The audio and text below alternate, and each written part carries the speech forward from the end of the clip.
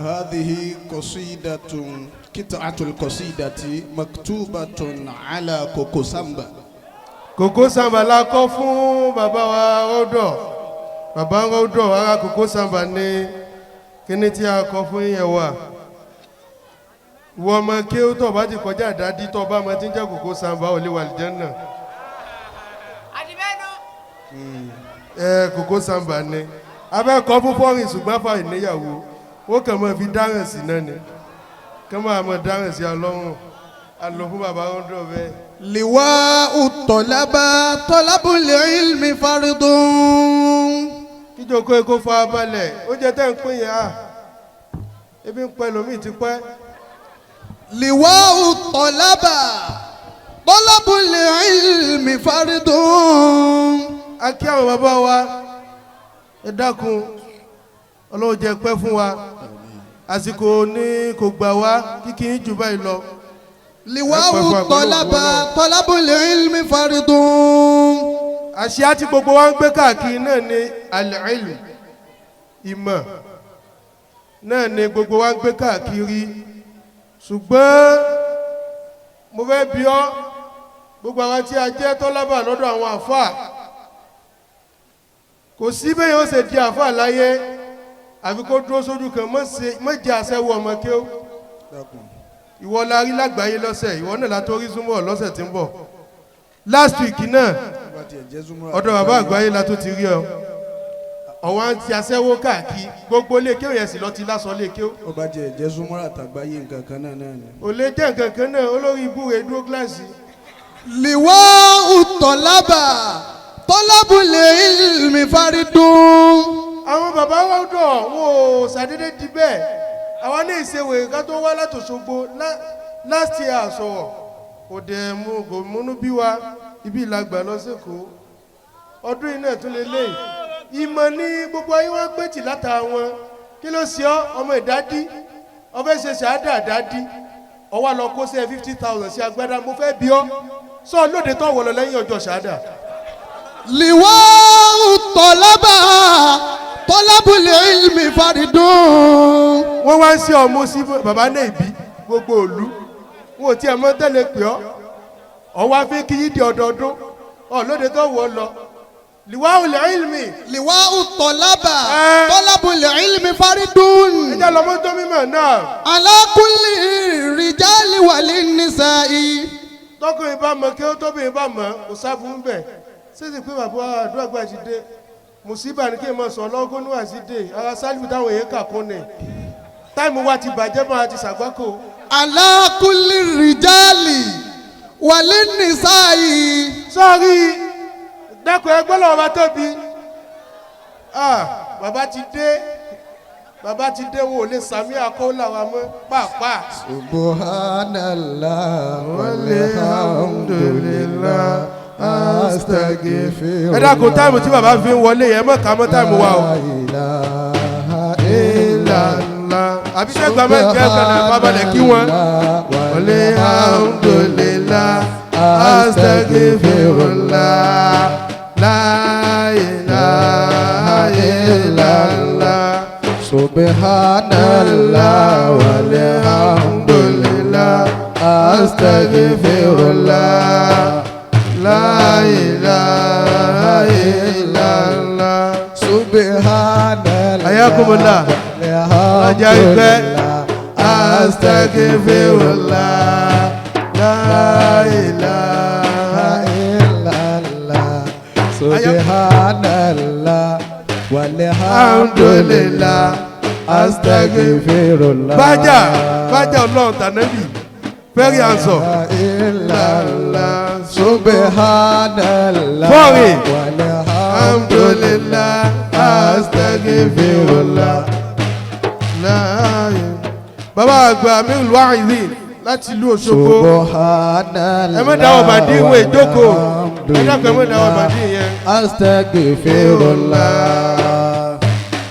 ilaha illallah Ashakur.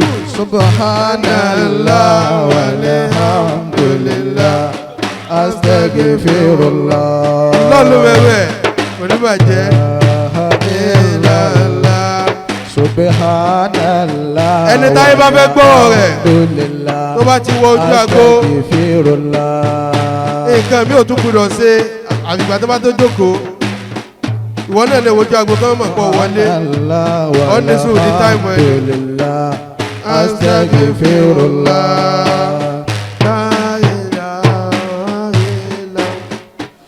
subhanallah. ẹ dákun bàbá ti jókòó ẹ jẹ́ kí gbogbo àná lọ jókòó astaghfirullah. kí gbogbo àná lọ jókòó bẹ́ẹ̀ kí gbogbo àná lọ jókòó bẹ́ẹ̀ dákun bàbá Alwasiu ti dúró tì wá ọlọ́run ní dágbò rẹ rú. ala kulli rijali walin nisa'i. Grace la gbà á ti ń lo táìmù tọdún tó lọ mọ́ báwọn. ala kulli rijali walin nisa'i. gbogbo òdu lọ ti lè ṣe wèrè kì í ṣe bí Ìlọrin òde Ìlọrin tó bá fún ọ ní 5 minutes ó ju 3 hours ibòmíì lọ. ala kulli. ó yẹ kọ́kọ́ mọ́ dúpẹ́ fọ́lọ́ náà ni torí ibi tí wọ́n ti fún ọ ní 2 hours yẹn kì í ṣe pé wọ́n mọ̀ fún ẹ àwọn tí wọ́n fẹ́ wé láwà ní òye fún wọn èdè mọ̀ wò pé wọ́n gbádùn ọ̀rọ̀ rẹ bàbá ẹ̀ mọ̀ bá a bá lọ wọ́n fẹ́ retí àwọ̀ dínì. ala kulli rijali walin nisa'i. ibi tá a gbà lọ ni pé ọkùnrin nìkan kọ́ ni ó ní wà mọ̀ obìnrin nìkan kọ́ ni ó wà mọ̀ àtọkùnrin àtọkùnrin ẹjẹ́ jọ wà pọ̀. nakibu sọfì wàhálà nakibu dùnìyà. mọ̀jẹ̀ kan kó tiẹ̀ ń tí ò dáa fún ọ ipe ní gbogbo àwọn nàkíbu ilé ike wọn padà máa ń ṣe ẹrú kẹ́hìn ni mọ̀jẹ̀ kó ti tí ò dáa fún ọ ilé ike wọn ni ò dáa o. nakibu sọfì wàhálà nakibu dùnìyà. àwọn bàbá oníwàásù àgbáyé àwọn ilé òjẹ nàkíbu tẹ́ ikú ni ta ni ó na kọ́ba wọn àwọn bàbá yẹn jẹ nàkíbu kódà tí ìbá tó máa ń ṣe wáàsí nínú sàárè wọ́n tún ṣe wáàsí nínú sàárè. nakibu sọfì. bàbá wọ́dọ̀ náà sunkún lẹ́ẹ̀kan ẹlòmíì wo ìpè ní ẹkún sàrújì ni ẹkún èsè nǹkan téèyàn máa ń rò láti sun ìwọ náà nígbà tó gbégbé fẹ́ dọ̀ sí item 7 tí owó oúnjẹ ò pé sọ pé òun fọ abọ́ ni abọ́ tó ọ̀fọ̀ yẹn wọ́n padà sunkún ẹkún yẹn kẹsà dédé wá náà ni. nakibu sọfì. bàbá wọ́dọ̀. wàhálà nakibu dùnìyà. tanazuhuka ukhayya liman shaqa'i. sọ́ọ̀rì kọ́mọ́sákò lè ké o ukhayya mina shaqa'i. tanazuhuka ukhayya liman shaqa'i. tested and trusted ni torí àwọn náà lọ lè ké o adẹ̀jáde níbẹ̀ kódà tábà tó ti tó káàkiri ọjọ́ Monday á tó padà sínú kíláàsì á lọ kọ́ àwọn ọmọ.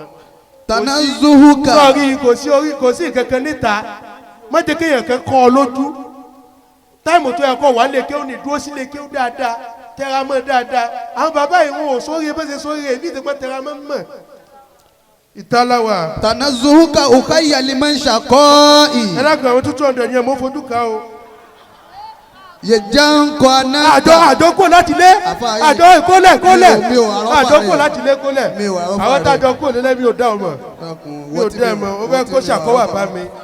yejanko ananka ya Abdul Gafari. Sheikh Abdul Gafari yejanko ananka. yejanko ananka ya Abdul Gafari. àfa àmújàmù kẹ́kọ̀ọ́ lé tú eléhùn lọ́ọ̀bì àfa rẹ tó mọ kéjù lọ́ọ̀bì àfa rẹ ọmọ tó pè ní màlímù ni fọ́ọ̀rì ti gbé ló jẹ́ kí wọ́n fi ṣe òkú kọ tiẹ̀ gbogbo tó pè ní màlímù láyé ẹni tí ń fẹsẹ̀ rìn ni. yejanko ananka ya Abdul Gafari. bàbá àgbà Abdul Gafari ọlọ́wọ́ mọ̀ bá wa sọ yín. yejanko ananka ya Abdul Gafari. bàbá ń wá ọ̀dọ̀ yejanko ananka yẹn haúsá ni o lè bá inú mújàmù o haúsá ni ọ̀ fàbà ẹ̀ lọ́kọ́yún lọ́tọ̀ ni.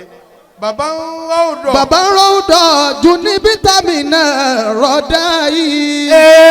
bàbá ń rọ ọ̀dọ̀ ju ní bítámìnì rọ̀dá yìí. àfọ olóde náà ti jókòó lẹ́lẹ́ ẹ wo zudu tó ń pè ní zudu nù á ti mọ̀ pé ọ̀lọ́ ń ṣe nǹkan ọwọ́ lọ jókòó sórí upstairs ọwọ́ àwọn mukadamu àwọn bàbá khalifa tó ń pọ́nlé tó láfọ àwọn àfa rẹ ni ọwọ́ lọ gbàgà tí ń yọ̀ fún ẹ àga ilé ẹnìkan nàgó ní sẹ́kù sí kò dáa fún ẹ.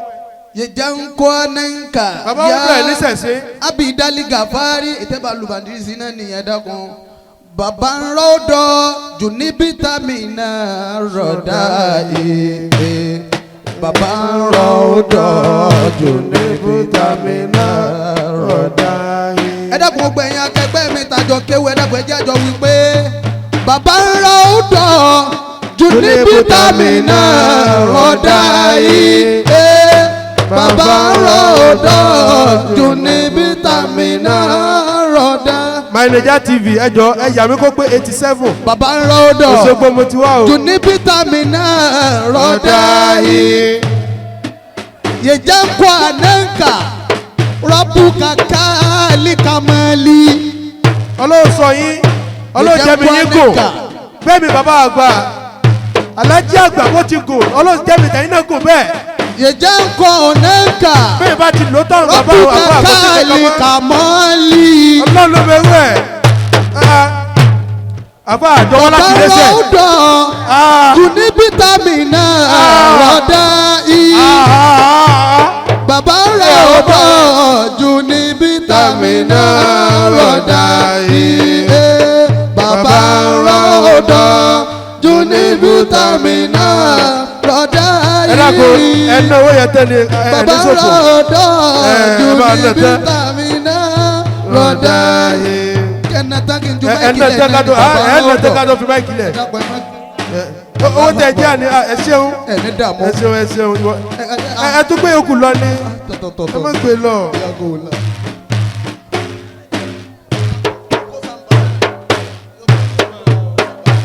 ọ̀dà bẹ́ẹ̀ wọ́n fẹ́ pìrìsẹ́ǹtì tó dáa fún bàbá àgbà ní rọ́ọ̀dọ̀ wọ́n fẹ́ pìrìsẹ́ǹtì tó dáa fún bàbá àgbà ní rọ́ọ̀dọ̀ ọ̀dà bẹ́ẹ̀ bá ti máa ṣe nù ẹ sá wò dáadáa o ẹ wò dáadáa o ọlọ́mọdé á dára o. bàbá wa gbóníwà sí àfa wa gbà bàbá wa àdúà mi gbà àdúà gbà. adamallahu hayatahu. ẹ wí dáadáa. adamallahu hayatahu. bàbá wa gbà alimudir. wa muassis. alimudir wal muassis.